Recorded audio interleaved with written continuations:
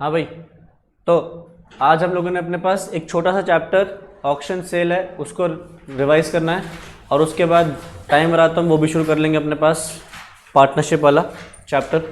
ठीक है, तो ऑक्शन सेल बहुत ही इजी सा है। ऑक्शन का मतलब अगर तुमसे पूछूं तो क्या है? अगर मैं तुमसे पूछूं ऑक्शन का मतलब क्या है तो क्या बताओगे? हाँ, बिडिंग करके सामान बेचना। सिंपली हिंदी में बोलते हैं उसको हम नीलामी। तुम लोगों ने अगर फिल्म देखी हो, एक बहुत साल पहले एक फिल्म आई थी, उसका नाम था ओम जय जगदीश। किसी ने देखी है? तो उस फिल्म में तुमने अगर देखा, जिसने भी देखा हो, तो उसमें उनका घर नीलाम हो रहा होता है।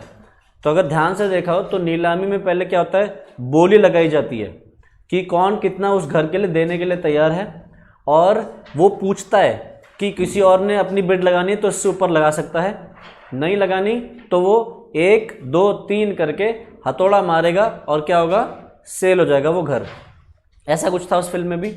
तो सेम चीज़, वही चीज़ यहाँ पे ऑक्शन सेल। ऑक्शन सेल में क्या है? हाँ, तो धड़कन मूवी में भी ऐसी होगा। लड़कियों को ज़्यादा पसंद धड़कन ही है, तो याद भी वो धड़कन ही है। वो तो ठीक है, बट पसंद भी लड़कियों को ज़्यादा धड़कन ही आती है। ठीक, तो तुम मेरी नहीं हुई तो मैं किसी और की होने नहीं दूंगी। क्या, व्हाट वाज द डायलॉग? धड़कन मूवी का था ना कि तुम मुझे भूल जाओ, मैं तुम्हें भूल जाऊं ऐसा हो नहीं सकता, और तुम मुझे भूल जाओ ऐसा मैं होने नहीं दूंगा। ये था ना उस फिल्म में डायलॉग। हाँ, चलो, तो ऑक्शन सेल में क्या है, एक आदमी आपसे आपसे बिड लेगा और उसको क्या करेगा, सामान को बेचने की कोशिश करेगा।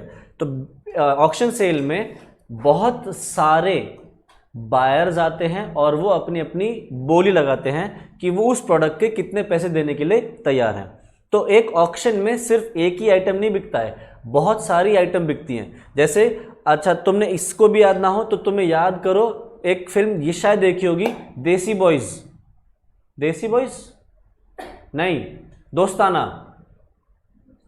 दोस्ताना, अक्षय कुमार, जॉन अब्राहम, प्रियंका चोपड़ा, जिसमें वो गाना देसी गर्ल है ना। तो वो जो देसी गर्ल गाने से पहले फिल्म में क्या होता है, बिडिंग होती है। प्रभात खुश, उसको प्रियंका चोपड़ा याद आ गई। देख लो कैसा मुस्कुरा रहा है, उसकी आंखें देखो। तो उसके अंदर भी क्या था कि बिडिंग हुई थी। तो बिडिंग में बहुत सारे लोग आते हैं और सिर्फ एक आइटम नहीं बिकता है, बहुत सारे मल्टीपल आइटम्स बिकते हैं। तो क्या कहते हैं, लॉट बेस्ड सेलिंग होती है। हर लॉट के लिए अलग अलग बिडिंग होगी। ऐसा नहीं कि एक ही बार में सारा सामान बिक जाएगा, हर लॉट के लिए अलग अलग बोली लगाई जाएगी। जैसे आईपीएल में तुमने देखा होगा, प्लेयर्स की बिडिंग होती है कि कौन सी टीम किस प्लेयर को लेना चाहती है, कितने पैसे देने को तैयार है। ठीक, तो उसके अंदर क्या होगा, एक आदमी अपना सामान रखवाएगा। तो एक होगा आदमी सेलर और एक होगा उसका एजेंट जो सामान बिकवा रहा होगा। ठीक है, तो जो सेलर है और एजेंट है, दो अलग अलग इंसान होंगे। वैसे कभी कभी सेलर खुद ही एजेंट भी बन जाता है, बनना चाहे तो, बट ज़्यादातर क्या होगा, एक सेलर होगा और उसका एक एजेंट होगा, और वो क्या करवाएगा, बोलीज एक्सेप्ट करेगा। और जब किसी की बोली फाइनल हो जाएगी तो वो काउंटिंग करेगा, 1 2 3 और हथौड़ा मार देगा। तो जैसे ही फॉल ऑफ द हैमर हुआ, हम कह देंगे कॉन्ट्रैक्ट में एंटर कर चुके हो, अब आप उस कॉन्ट्रैक्ट से वापस नहीं मुड़ सकते। ठीक है, तो ये हो गया हमारा सेल। अब इसको और भी तरीके से कैसे हो सकता है, बोल सकते हैं गोइंग, गोइंग और गॉन। 1 2 3 काउंट करने की जगह पे क्या बोल देते हैं, गोइंग, गोइंग, गॉन। जा रहा है, सोल्ड, गया। ठीक है, ये बोल देते हैं। तो किसी भी तरीके से आप गोइंग, गोइंग, गॉन बोल दो, 1 2 3 बोल दो, सीधा फॉल ऑफ द हैमर कर दो, कैसे भी कर दो। अगर आपने हैमर गिरा दिया तो कॉन्ट्रैक्ट में एंटर हो गए, अब आप कॉन्ट्रैक्ट से वापस नहीं मुड़ सकते। ठीक है, तो अब ऑक्शन सेल के कुछ रूल्स भी हैं। पहला तो है, लॉट्स में सामान बेचा जाएगा। सारे लॉट्स के लिए अलग अलग बिडिंग होगी, से एक बिडिंग में सारे लॉट नहीं बेचा जाएगा। सेल कब कंप्लीट होगी, सेल कंप्लीट होगी on the fall of the hammer. ठीक है, या फिर किसी और तरीके से, गोइंग, गोइंग, गॉन बोलने से, 1 2 3 सोल्ड बोलने से, किसी भी तरीके से एक बार सेल कंप्लीट हो गई तो आप फिर सेल के कॉन्ट्रैक्ट में बंध गए हो, आप सेल के कॉन्ट्रैक्ट से वापस नहीं हो सकते। ठीक है। अच्छा, क्या सेलर जो खुद जो सामान बेच रहा है, क्या उसके पास अधिकार है कि वो बिडिंग कर सकता है? Answer is no. जिसका सामान है वो ही अगर बिडिंग कर रहा है तो बेच क्यों रहा है? पहली बात तो नालायक। अगर तुझे खुद के सामान खरीदना है तो क्यों बिडिंग लगा रहा है? अगर वो बिडिंग लगा रहा है तो मतलब जानबूझ के बिडिंग लगा रहा है ताकि प्राइस बढ़े। अगर आप बोली लगाना चाहते हो तो क्यों बोली लगा रहे हो? अपने खुद के सामान के लिए, ताकि सामान का प्राइस बढ़े। तो इस सिचुएशन में उसको बिडिंग करनी अलाउड नहीं है। अगर सेलर बिडिंग करना चाहता है तो पहले से पूरी जो लोग आए हैं बिड करने, उनको पहले से इन्फॉर्म करे कि इस बिडिंग के अंदर सेलर भी बिडिंग करेगा। तो अगर सेलर बिडिंग करेगा तो पब्लिक को पता होगा कि भैया वो कुछ भी करे, सेलर प्राइस बढ़ाने की कोशिश जरूर करेगा, तो लोग सोच समझ के फिर बिडिंग करेंगे। ठीक है। बट एक बार सेलर ने बता दिया कि मैं बिडिंग करवा रहा हूं तो वो एक ही आदमी से बिडिंग करवाएगा, दो दो तीन तीन चार चार लोग नहीं रखेगा बिडिंग करवाने के लिए। अगर ऐसा है तो फिर जो भी बिडिंग कर रहे हैं उसके बिहाफ पे तीन चार लोग, सारे बिड्स वॉइड होंगे। ठीक है। एक बैठा सकता है, और बैठाएगा तो पहले बताएगा, जो लोग आए हैं बिडिंग करने बायर्स, उनको बताएगा कि भैया मैं अपना एक बंदा रखवा रहा हूं, वो मेरे बिहाफ पे बिडिंग करेगा। नहीं बताया तो अगर पता चल गया बाद में कि उसने अपनी जानबूझ के एक बिडिंग करवाई थी, तो जिसने भी कॉन्ट्रैक्ट लिया है वो कॉन्ट्रैक्ट कैंसिल कर सकता है। ठीक है। जिसने भी सामान खरीदा है वो कैंसिल कर सकता है। वो बाद में, वो हमारे ऊपर नहीं है। That is not for a CA to decide कि कैसे पता चलेगा और प्रूव कैसे करेगा कि ये मेरा बंदा नहीं है। हमारा काम नहीं है। हमारा काम तो बस ये, अगर पता चल गया तो क्या होगा, तो कॉन्ट्रैक्ट वॉइड हो जाएगा। ठीक है। वो वकील का काम है, उनको सिखाई जाती है कि कैसे आपको एविडेंस इकट्ठा करना है, हमारे लिए नहीं है वो। ठीक है। अब सेलर का अधिकार नहीं है, बेसिक रूल हमने डिस्कस कर लिया। अगर बिडिंग करना चाहता है तो ऑक्शन को इन्फॉर्म कर दे और अपना सिर्फ एक ही बंदा बैठाए, दो दो तीन तीन चार चार लोग नहीं बैठा के बिडिंग करवानी। नेक्स्ट, प्रिटेंडेड बिडिंग, वही सेम चीज़ है। अगर आपने इन्फॉर्म नहीं कराया, सेलर ने इन्फॉर्म नहीं करवाया कि मैंने अपना बंदा बैठा रखा है, तो बंदा क्या कर रहा है? जानबूझ के बिडिंग कर रहा है ताकि क्या हो, प्राइस बढ़ जाए। तो ये क्या होती है? हमारी प्रिटेंडेड बिडिंग।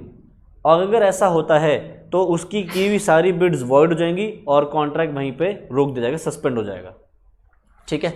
अच्छा, सेलर एक्सप्रेसली रिजर्व कर सकता है अपना right to bid.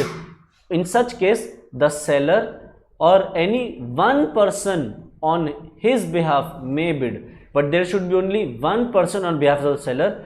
If there are more than one person, the intention is to raise the price and is fraudulent. ठीक। अगली चीज होती है रिजर्व प्राइस। बहुत आसान सा है। रिजर्व प्राइस क्या है? अगर सेलर चाहे तो पहले से ही एक मिनिमम प्राइस फिक्स कर दे कि इतनी तो प्राइस मुझे चाहिए चाहिए, इससे कम पे अगर कोई बिडिंग करेगा तो मैं नहीं बेचूंगा। तो ये क्या हो गई? Reserve price. ठीक है। तो रिजर्व प्राइस रखना मतलब मिनिमम प्राइस सेट कर देना। इससे अगर कम पे कोई बिडिंग करेगा तो सेल नहीं मानी जाएगी। सबको मिनिमम इतने बिडिंग से स्टार्ट करनी है या इससे ऊपर जाना पड़ेगा। ठीक है। नेक्स्ट है हमारा नॉकआउट अग्रीमेंट। नॉकआउट अग्रीमेंट देखो क्या है। अब जैसे देखो, मान लो मैं ये अपना फोन बेचना चाह रहा हूं बिडिंग से, ठीक है, और तुम सारे के सारे आए हो बिडिंग करने। ठीक है। तुम सारे लोग बिडिंग करने आए हो। अब तुम लोगों ने देखा कि मैं ये फ़ोन बेचने को तैयार हूँ, बट इस फ़ोन का यूज़ तुम सभी को है। मान लो तुम सब यूज़ करना चाह रहे हो, तो तुम आपस में क्या एग्रीमेंट कर रहे हो? एक काम करो, हम में से ना सिर्फ एक ही बंदा बोली लगाएगा, बाकी सब चुप बैठे रहेंगे। तो होगा क्या? एक प्राइस सेट हो जाएगी। एक बंदे ने, मान लो काजल ने बोली लगा दी, बाकी सारे चुप बैठे हैं, तो क्या होगा?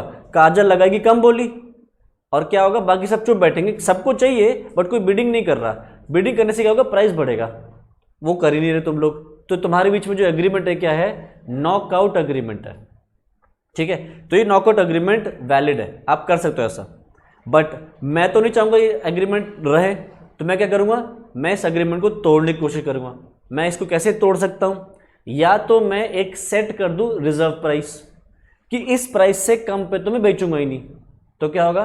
तुम्हें मिनिमम उतनी प्राइस तो लगानी पड़ेगी। या फिर मैं अपना एक बंदा बैठा दूंगा जो मेरे ब्याह पे बोली लगाएगा। तुमने लगाओ, कोई बात नहीं। काजल लगाई, मान लो इस फोन की बोली लेट अस सपोज 20,000 रुपये, और मुझे बेचना ही नहीं 20,000 में, तो मैंने पूनम को बैठा दिया। पूनम कह रही है 25,000 रुपये। अब तुम्हें चाहिए तो क्या करोगे, बढ़ाओगे फिर बोली, क्योंकि तुम्हें चाहिए 25 से ऊपर करोगे, 26 कर दोगे, फिर मुझे 26 पे भी नहीं बेचना, मैं इससे और बोली लगवा दूंगा 27, 30, तो क्या होगा, तुम्हारा जो नॉकआउट अग्रीमेंट है, तुम मत लगाओ बोली, मेरे बिहाफ पे बंदा बोली लगा रहा है, अपना प्राइस क्या होगी, बढ़ जाएगी। ठीक है, तो नॉकआउट अग्रीमेंट करना वैलिड है, कोई प्रॉब्लम नहीं है, बट आप इसको तोड़ सकते हो दो चीज़ों से, या तो रिजर्व प्राइस सेट कर दो, या फिर सेलर अपना खुद का एक बंदा बैठा दे और बता दे ऑक्शन को कि बेटा तुम्हारा नॉकआउट अग्रीमेंट किसी काम का नहीं रहेगा, तो तुम अपनी ये जो है ना चालाकी ये बंद कर दो, क्योंकि मेरा बंदा बैठा है बिडिंग करने के लिए। ठीक, तो ये हो गया हमारा नॉकआउट अग्रीमेंट। ठीक है, नेक्स्ट है अपसेट प्राइस। अपसेट प्राइस वही सेम चीज़ है, मिनिमम प्राइस या रिजर्व प्राइस जो मैं सेट कर सकता हूँ अपने प्रोडक्ट की। नेक्स्ट है डैम्पिंग। डैम्पिंग क्या है, जैसे लेट अस सपोज काजल को ये फ़ोन खरीदना है और तुम सारे लोग आए खरीदने के लिए, काजल को ये फ़ोन खरीदना है। काजल क्या कोशिश करेगी कि उसको ये फ़ोन मिल जाए, बट काजल को दिख रहा भैया खरीदने वाले तो बहुत लोग हैं, हो सकता है उसको ना मिले, क्योंकि जितने पैसे ये लेके आई है हो सकता है कोई उससे ज़्यादा लेके आओ तुम में से। तो क्या करेगी, काजल इस फ़ोन की बुराई करने लगेगी, हाय हाय कितना गंदा फ़ोन है, देखो इस पर कितने स्क्रैचेस लगे हुए हैं, देखो कितना पुराना फ़ोन है, इसके अंदर ये वाला ऑपरेटिंग सिस्टम था, ये तो कितना पुराना है, आउटडेटेड फ़ोन है। क्यों क्यों बुराई कर रही है सामान की, ताकि तुम लोग ना लो, तुम लोग इस पर बिडिंग ना करो, कम करो, ज़्यादा ना लो, तो क्या करे वो खरीद ले ये। तो उसको क्या बोलते हैं हम, डैम्पिंग, जहाँ पे आप प्रोडक्ट के अंदर जो भी डिफेक्ट्स हैं उनको पॉइंट आउट कर रहे हो लोगों को, या फिर जो बाकी के बायर्स हैं उनको प्लेस ऑफ ऑक्शन तक पहुंचने नहीं दे रही। खरीद जो तुम लोग खरीदने आ रहे हो तुम लोगों को पहुंचने नहीं दे रही, तुम लोगों को डरा धमका के रोक दिया कहीं पे नहीं आना, या तुम लोगों को किसी भी तरीके से उसने गलत रास्ता बता दिया कि अरे वहां चले जाना, वहां पे है ऑक्शन। तो क्या हो रहा है, किसी भी तरीके से अगर ये मेरे सामान को खरीदने बेचने में बाधा डाल रही है, प्रॉब्लम क्रिएट कर रही है, तो वो क्या हो जाएगा, डैम्पिंग। डैम्पिंग जो है वो वैलिड नहीं है। अगर मुझे पता चल गया तो मैं ऑक्शन को वहीं रोक सकता हूं और सामान की सेल होने से बंद कर सकता हूं, रोक सकता हूं। ठीक है, तो देखो डैम्पिंग क्या है, एक अनलॉफुल एक्ट है जिसमें intending purchaser is prevented from bidding और raising the price at an auction sale. It is usually done by pointing out the defects in the goods, या फिर by taking the intending buyers away from the place of auction by some other device. Damping is illegal and the auctioneer can withdraw the goods from auction sale in case he observes the damping is resorted to. Puffer कौन, puffer क्या है, puffer is a person who is appointed by the seller to raise the price by fictitious bids. मतलब मैंने जो अपना बंदा बैठाया है जो झूठी झूठी बिड डाल के प्राइस बढ़ाएगा, उस आदमी को क्या बोलेंगे हम, पफर। सर ये ऑप्शन ये तभी विड्रॉ कर सकता है जब ऑप्शन चल रही है। हाँ, अगर एक बार हो गया अब बाद में पता चल रहा है, बाद में मान लो कि काजल ने तुम लोगों को प्रिवेंट किया, डिफेक्ट्स पॉइंट आउट कर दिए, या तुम लोगों को प्लेस ऑफ ऑक्शन तक पहुंचने नहीं दिया, और मुझे बाद में पता चलता है कि काजल ने ऐसी कुछ घोटाला किया था, तो ये क्या हो गया, एक फ्रॉड हो गया, तो फ्री कंसेंट मिसिंग हो गई, कॉन्ट्रैक्ट क्या हो गया, वॉइडेबल कॉन्ट्रैक्ट हो गया। तो मेरे साथ गलत हुआ है, अब मेरे पास ऑप्शन आ जाएगा कि मैं कॉन्ट्रैक्ट कैंसिल कर सकता हूँ, तो मैं इससे वापस ले सकता हूँ कॉन्ट्रैक्ट, सामान जो मैंने उसको दिया हुआ। ठीक, मिनिमम प्राइस, रिजर्व प्राइस, देखो ना वही है, जो रिजर्व प्राइस है वो वही है, बस इसको स्कॉटिश में बोलते हैं। ठीक है, नेक्स्ट है इंसिडेंस ऑफ टैक्सेशन। मतलब देखो क्या लिख रहा है, where after a contract has been made but before it has been performed a tax revision takes place, the parties would become entitled to readjust the price of the goods accordingly. Taxes covered are customs, goods and service tax on goods and any tax payable on the manufacture, sale or purchase of the goods. मैंने तुमसे आज contract कर लिया bidding में, auction में, कि मैं तुम्हें मोबाइल बेचूंगा। अब मोबाइल देने की तारीख थी यहाँ से 10 दिन बाद, हुआ ये उस 10 दिन के अंदर अंदर सरकार ने इस फ़ोन के बेचने पे कोई टैक्स लेवी कर दिया। ठीक है, तो इस फ़ोन की प्राइस उतने टैक्सेस से बढ़ जाएगी, या टैक्स कम कर दिया तो कम हो जाएगी। मतलब जब परफॉर्म होगा कॉन्ट्रैक्ट उस समय पे देखेंगे कि क्या टैक्स की लाइबिलिटी चेंज हुई है, अगर चेंज हुई है तो वो जो चेंज टैक्स है वो आपको पे करना पड़ेगा। ठीक है, हाँ अगर आपने कॉन्ट्रैक्ट में पहले से डिसाइड कर रखा है कि अगर फ्यूचर में टैक्स में कोई बदलाव आएगा तो वो आप नहीं पे करोगे, तो उस केस में न्यू टैक्स एप्लीकेबल नहीं होगा। बट अगर आपने ऐसा कुछ प्रोविजन नहीं डाला तो जिस दिन डिलीवरी की जाएगी, जिस दिन परफॉर्म की जाएगी कॉन्ट्रैक्ट, उस दिन पे जो टैक्स का लायबिलिटी होगी वो चेंज हो, वो पे करनी पड़ेगी, भले ही वो बदल गई हो, बढ़ गई हो या घट गई हो। ठीक है। The buyer would have to pay the increase price if tax increases and would be entitled to the benefit reduction if tax decreases. The seller may add the increased taxes in the price. This provision can be excluded by an agreement to the contrary. अगर आपने contract में specifically लिख दिया कि हमें नहीं करना tax revision, पहले से ही डिसाइड करके बैठे हो, तो फिर फ्यूचर में टैक्स में कोई बदलाव आएंगे तो एप्लीकेबल नहीं होंगे। ठीक है। It is open to the parties to stipulate anything about the incidence of taxation. ठीक है। तो बस इतना सा ही था हमारा ऑक्शन सेल। ठीक है। बताओ इसमें जो हमने पढ़ा है, इसमें किसी को कोई डाउट है, कोई चीज़ पूछे तो पूछो। नहीं? अच्छा बताओ, पार्टनरशिप अभी स्टार्ट करना है, अगली क्लास से स्टार्ट करना है, कैसे करना है रिवीजन बोलो। तू तो रह नहीं दे, तेरे से तो पूछ रहा नहीं मैंने, बाकी लोग बताओ।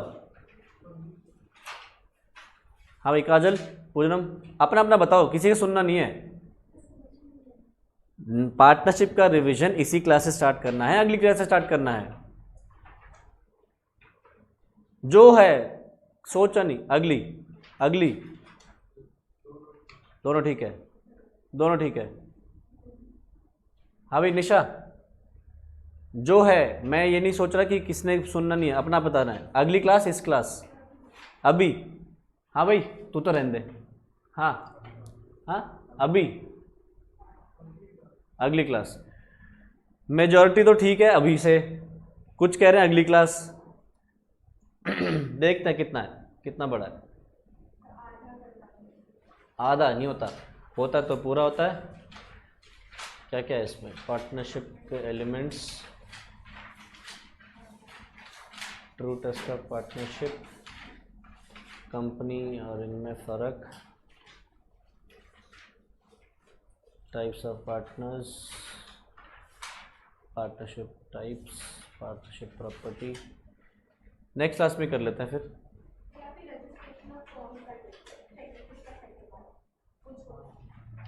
रजिस्ट्रेशन ऑफ फर्म कर लेते हैं। एक मिनट, कितने पेज का है ये? चलो ये कर लो। पार्टनरशिप का सेकंड चैप्टर अभी रिवाइज कर लेते हैं, फर्स्ट चैप्टर अगली क्लास में रिवाइज कर लेंगे, कोई बात नहीं। देखो रजिस्ट्रेशन ऑफ फर्म बहुत ही सिंपल सा चैप्टर, 5 पेज का है, जल्दी से इसको पढ़ लेते हैं। देखो एक चीज़ तो तुम्हें 12th में सिखा दी जाती है, स्पेशली जो कॉमर्स के बच्चे हैं, कि भैया आपको एक अपनी पार्टनरशिप फर्म बनानी है तो उसके अंदर एक पार्टनरशिप डीड होनी चाहिए और पार्टनरशिप को रजिस्टर भी करवाना चाहिए। बट ये दोनों मैंडेटरी नहीं है, मतलब डीड बनाना मैंडेटरी नहीं है और रजिस्टर करवाना भी मैंडेटरी नहीं है। तो पहली चीज़ तो ये समझ में आ जानी चाहिए। वैसे तो मैं बता दूं, अगर आप यूपी में अपनी पार्टनरशिप रजिस्टर करवाते हो तो उसके करीब 5,000 रुपये लग जाते हैं, 5,000। बाकी सारे सेट्स का अलग अलग है, तो यूपी की जो रजिस्ट्रार लेती है करीब 5,000 रुपये लेती है। ठीक है। अब पार्टनरशिप डीड क्या है? पार्टनरशिप डीड फिक्स प्राइस नहीं है, एग्जैक्टली ये एवरी ईयर वेरी कर सकता है अकॉर्डिंग टू, नहीं फर्म पे, सभी फर्म का है, बट ये एवरी ईयर रिवाइज हो सकती है। ये तो मैं तुम्हें अभी का रेट बता दिया। ठीक है। अब पार्टनरशिप डीड क्या है? पार्टनरशिप डीड है जैसे बच्चे की कुंडली बनती है वैसे ही फर्म की भी कुंडली बन गई। कुंडली में क्या लिखा होता है हॉरोस्कोप में? ऐसे मुंह बनाना बंद कर दे, पढ़ना तो पड़ेगा, अभी जा नहीं सकता अब तो कहीं। पार्टनरशिप डीड क्या है? बच्चे की कुंडली। कुंडली में क्या लिखा होता है? बच्चे का नाम, माता पिता का नाम, बच्चा कब पैदा हुआ, किस दिन पैदा हुआ, कहाँ पैदा हुआ, एंड आगे चल के बच्चा क्या क्या करने वाला है। सेम चीज़ पार्टनरशिप फर्म की डीड में लिखा होगा कि बच्चे के माँ बाप कौन है, मतलब पार्टनर्स कौन है, फर्म का नाम क्या होगा, फर्म किस दिन बनाई गई, फर्म में पार्टनर्स कितने होंगे और बच्चा क्या करेगा, मतलब फर्म क्या करेगी वो लिखा होगा। इसमें प्रॉफिट शेयर रेशियो क्या होगा, इंटरेस्ट ऑन कैपिटल मिलेगा या नहीं मिलेगा, इंटरेस्ट ऑन ड्राइंग्स मिलेगा या नहीं मिलेगा, अच्छा सैलरी मिलेगी नहीं मिलेगी, कमीशन मिलेगा नहीं मिलेगा, बैंक अकाउंट कौन ऑपरेट करेगा, बुक्स ऑफ अकाउंट्स कैसे बनाए जाएंगे, कैश बेसिस पे कि एक्रूअल बेसिस पे, फिर अगर फर्म डिसॉल्व होगी तो उस पर गुडविल कैलकुलेशन कैसे की जाएगी, मल्टीपल चीज़ें हैं जो जैसे एक कुंडली में लिखी जाती है वैसे ही इसकी कुंडली में भी लिखी जाएंगी। अब अगर आपने कोई मैटर साइलेंट कर दिया, किसी मैटर पे पार्टनरशिप डीड में कुछ नहीं लिखा, तो क्या होगा, पार्टनरशिप एक्ट में जो लिखा होगा वो आपके ऊपर एप्लीकेबल हो जाएगा। ठीक है, और अगर आपने डीड बनाई नहीं तो पूरा का पूरा पार्टनरशिप डीड खत्म तो है नहीं, आप पार्टनरशिप एक्ट में जो लिखा होगा सारा एप्लीकेबल हो जाएगा। यानी कि इंटरेस्ट ऑन कैपिटल कितना होगा अगर डीड नहीं है तो, अगर पार्टनरशिप डीड नहीं है तो इंटरेस्ट ऑन कैपिटल कितना होगा, नालायक 0%। इंटरेस्ट ऑन ड्राइंग्स कितना होगा, नालायक 0%। Interest on loan to partner कितना होगा, 6%। Interest on capital, interest on drawings 0, सिर्फ इंटरेस्ट ऑन लोन है। अगर पार्टनर ने फर्म को लोन दिया है तो फर्म उसको ब्याज देगी 6% से, वो भी कब 6% कब देगी, अगर डीड में नहीं लिखा, डीड में कुछ लिखा है या अगर उन्होंने कोई एग्रीमेंट स्पेसिफिकली कर रखा है तो उस रेट से ब्याज मिलेगा। सैलरी कितने मिलेगी पार्टनर को अगर डीड नहीं है तो 0। कमीशन कितना मिलेगा, 0। पार्टनर्स का प्रॉफिट रेशियो क्या होगा, डीड नहीं है तो इक्वल, जितने पार्टनर्स हैं सबको इक्वली बनाना पड़ेगा। ठीक है, तो पार्टनरशिप डीड आपको बनानी है किस फॉर्म में, जो प्रिस्क्राइब्ड फॉर्म है उसके प्रिस्क्राइब्ड फीस आपको पे करनी पड़ेगी। अब डीड में क्या क्या होता है वो हमें पता है, जो फॉर्म होगा उस फॉर्म में आपको क्या लिखना है, फर्म का नाम लिखना है, प्लेस ऑफ बिजनेस लिखना है, कहीं और अगर फर्म काम करती है कहीं और से भी ऑपरेट करती है तो वहाँ का भी, किस दिन किस पार्टनर ने ज्वाइन किया, हर पार्टनर का नाम और घर का पता, और फर्म का कोई ड्यूरेशन है क्या।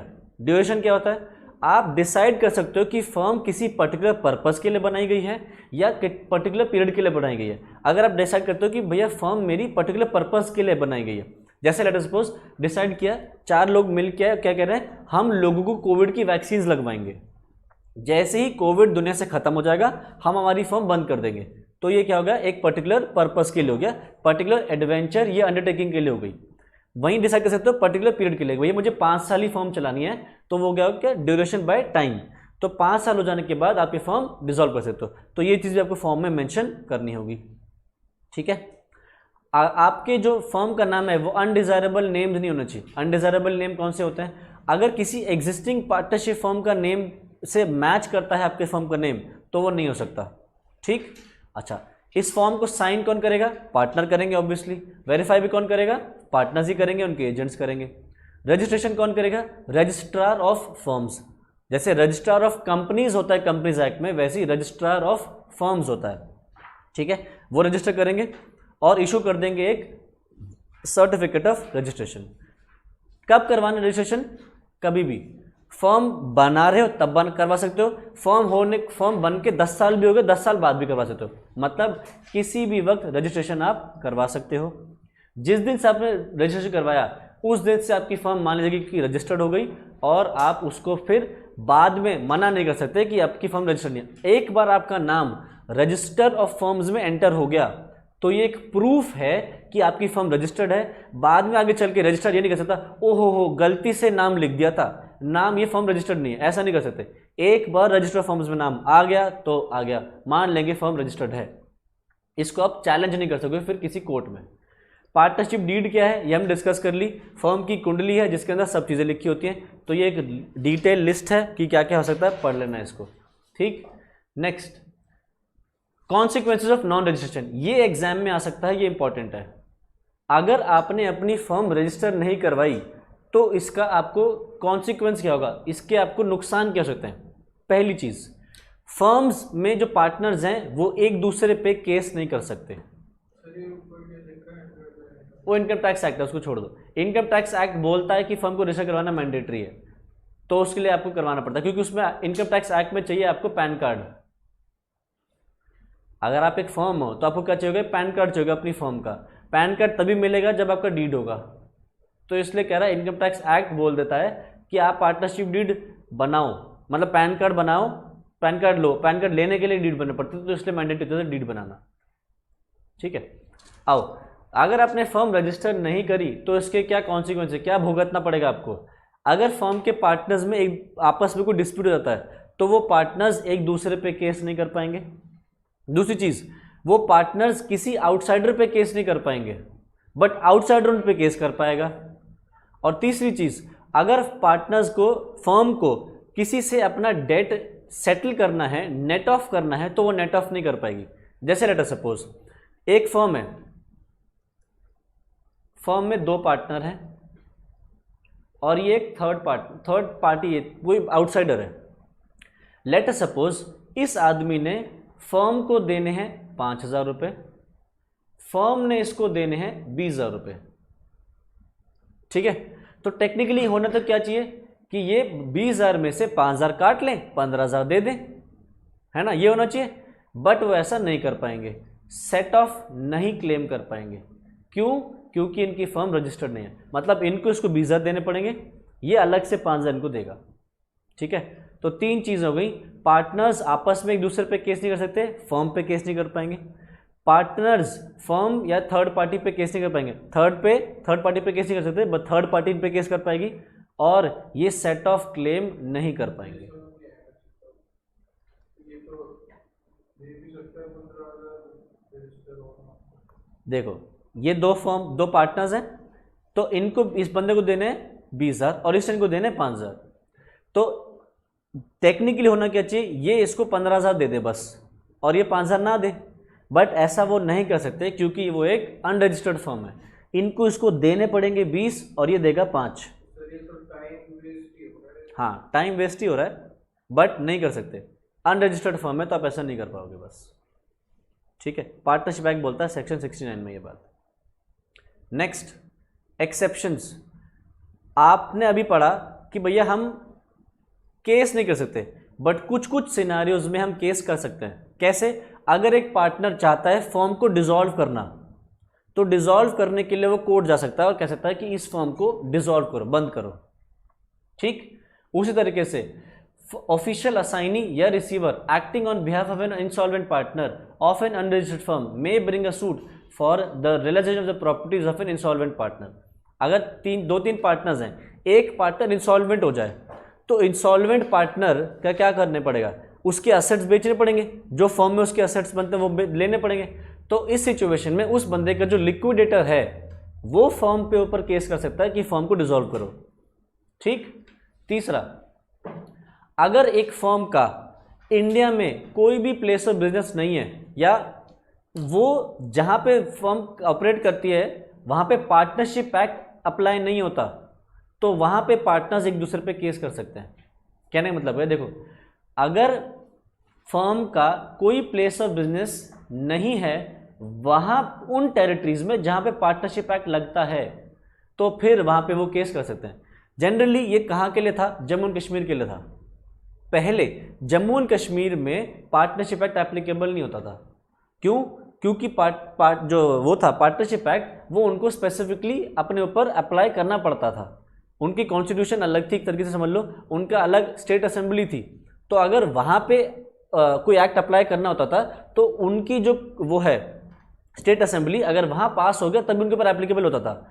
अब क्या हुआ, आर्टिकल 370 सेक्शन 35A रिमूव कर दिया गया। तो रिमूव करने से क्या हो गया, अब इंडिया के सारे एक्ट्स एप्लीकेबल हो गए। तो अगर जम्मू एंड कश्मीर में कोई फर्म बनी है तो जम्मू एंड कश्मीर में कोई भी फर्म बनती थी तो वो आपस में पार्टनर्स एक दूसरे पे केस कर पाते थे क्योंकि उनके ऊपर पार्टनरशिप एक्ट एप्लीकेबल नहीं था। बट अब उनके ऊपर मेजरली एप्लीकेबल लग हो जाएगा। चौथी चीज, अगर किसी स्टेट गवर्नमेंट ने अलाउ कर रखा है, किसी स्टेट की गवर्नमेंट ही अलाउ कर रही है कि अनरजिस्टर्ड फर्म्स के ऊपर ये कॉन्सिक्वेंसेज नहीं लगेंगे, तो भाई नहीं लगेंगे। अगर स्टेट गवर्नमेंट अलाउ कर रही है तो ठीक है।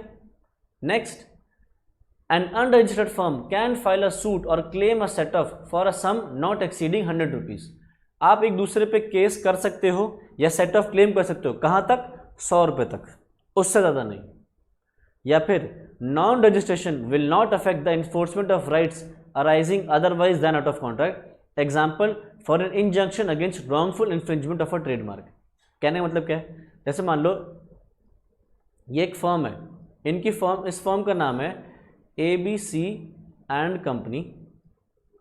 इन्होंने किसी चीज, मान लो वैक्सीन का फॉर्मूला बनाया, एक कोविड की वैक्सीन का एक फॉर्मूला है, आपको कौन सा केमिकल कितनी मात्रा में डालना है, वो एक फॉर्मूला होता है। उस फॉर्मूले को उन्होंने ट्रेडमार्क करा लिया। ठीक है, तो ट्रेडमार्क के लिए एक अलग एक्ट है, इंटेलेक्चुअल प्रॉपर्टीज राइट का, आईपीआर का एक अलग एक्ट है। तो अब मान लो ये आदमी, इस आदमी को दिख रहा है ये फर्म तो अनरजिस्टर्ड है, अनरजिस्टर्ड है तो ये मेरे पे केस नहीं कर पाएगी। मैं एक काम करता हूं, मैं इनका फॉर्मूला चोरी कर लेता हूं। तो क्या बोला गया, अगर किसी दूसरे एक्ट को आप वायलेट करते हो तो पार्टनर्स केस कर पाएंगे। इस एक्ट के अकॉर्डिंग कुछ बनता है तो केस नहीं कर पाएंगे, बट कोई दूसरे एक्ट के अकॉर्डिंग अगर आप लॉ तोड़ते हो तो ये केस कर सकेंगे। ठीक है। नेक्स्ट, ऑल्टरेशंस। ऑल्टरेशन क्या है, फर्म का नाम चेंज करवाना, लोकेशन चेंज करवाना, closing and opening of branches, changes in the names and addresses of the partners. अगर आप ऐसे कोई भी चेंज करते हो, फर्म का नाम चेंज करते हो, लोकेशन चेंज करते हो, तो रजिस्टर को बताना पड़ेगा। नई ब्रांच खोलते हो या पुरानी ब्रांच बंद करते हो तो क्या करना पड़ेगा, रजिस्टर ऑफ फर्म्स को इंटीमेट करना पड़ेगा। ठीक है। फर्म के पार्टनर का नाम बदल जाता है, मतलब फर्म के पार्टनर्स बदल रहे हैं या फिर वो अपना एड्रेस बदल रहे हैं, तो फिर नया पार्टनर का नाम या फिर परमानेंट एड्रेस आपको इंटीमेट करना पड़ेगा किसको, रजिस्ट्रार ऑफ फर्म्स को। आगे, अगर आप चेंज करते हो फर्म का कॉन्स्टिट्यूशन, फर्म का कॉन्स्टिट्यूशन चेंज करते हो मतलब किसी पार्टनर को एडमिट करते हो, कोई पार्टनर रिटायर हो जाता है, किसी पार्टनर की डेथ हो जाती है, कोई पार्टनर इंसॉल्वेंट हो जाता है या फर्म डिसॉल्व हो जाती है, तो आप रजिस्टर्ड फर्म हो, आपको करना पड़ेगा रजिस्ट्रार को इन्फॉर्म करना पड़ेगा। या फिर माइनर को आप इलेक्ट करोगे अगर on attain the age of majority, अगर एक माइनर मेजर जब हो जाता है तो वो उसके पास 6 महीने का टाइम होता है कि वो इन्फॉर्म करे पब्लिक फर्म को कि वो फर्म में पार्टनर बनना चाहता है नहीं बन जाता। तो अगर एक माइनर मेजर हो जाने के बाद फर्म में कंटिन्यू करना चाहता है एज अ पार्टनर, तो आपको इन्फॉर्म करना पड़ेगा रजिस्ट्रार ऑफ फर्म्स को। ठीक है। नेक्स्ट, रजिस्टर ऑफ फर्म्स एक पब्लिक डॉक्यूमेंट है, ये मैंने डिस्कस कर दिया। ये एक पब्लिक डॉक्यूमेंट है का मतलब क्या है, एक बार आपका नाम रजिस्टर ऑफ फर्म्स में आ गया तो उसके बाद कोई भी इस बात को चैलेंज नहीं कर सकता कि आपकी फर्म रजिस्टर्ड है या नहीं। मतलब मान लेंगे कि फर्म रजिस्टर्ड है, भले ही आपने रजिस्ट्रेशन करवाना हो, बाद में ये बोल नहीं सकते कि भाई ओहो गलती से नाम डाल दिया था। नहीं, रजिस्टर ऑफ फर्म्स एक कंक्लूसिव एविडेंस है। क्या एविडेंस, कि फर्म रजिस्टर्ड है आपकी। ठीक। Next, penalty for furnishing false information. अगर आपने रजिस्टर ऑफ फर्म्स को जो इन्फॉर्मेशन फाइल करी वो गलत थी तो आपके ऊपर पेनल्टी लग जाएगी, पीनल इम्प्रिजनमेंट विच में एक्सटेंड टू 3 महीने की जेल या फाइन, या फिर दोनों, जेल एंड फाइन दोनों लग सकते हैं उसके ऊपर। ठीक है। कब, अगर आपने इन्फॉर्मेशन गलत दी है या जो ऐसी इन्फॉर्मेशन जो रजिस्ट्रार को लगता है कि आपने सही नहीं भेजी है। ठीक है। तो इतना सही था हमारा रजिस्ट्रेशन ऑफ फर्म। ठीक है। तो बताओ इसमें हमने जो पढ़ा है, कोई डाउट है, किसी को कुछ पूछना तो पूछ लो। एक्सेप्शन 3rd and 6th, अगर पार्टनरशिप एक्ट किसी जगह पे एप्लीकेबल नहीं है तो उस स्टेट में आपके ऊपर उस जगह पे आपको ये कॉन्सिक्वेंसेज नहीं बेयर करने पड़ेंगे। मतलब पार्टनर्स आपस में एक दूसरे पे केस कर पाएंगे, फर्म पे केस कर पाएंगे, थर्ड पार्टी पे केस कर पाएंगे, सेट ऑफ क्लेम कर पाएंगे।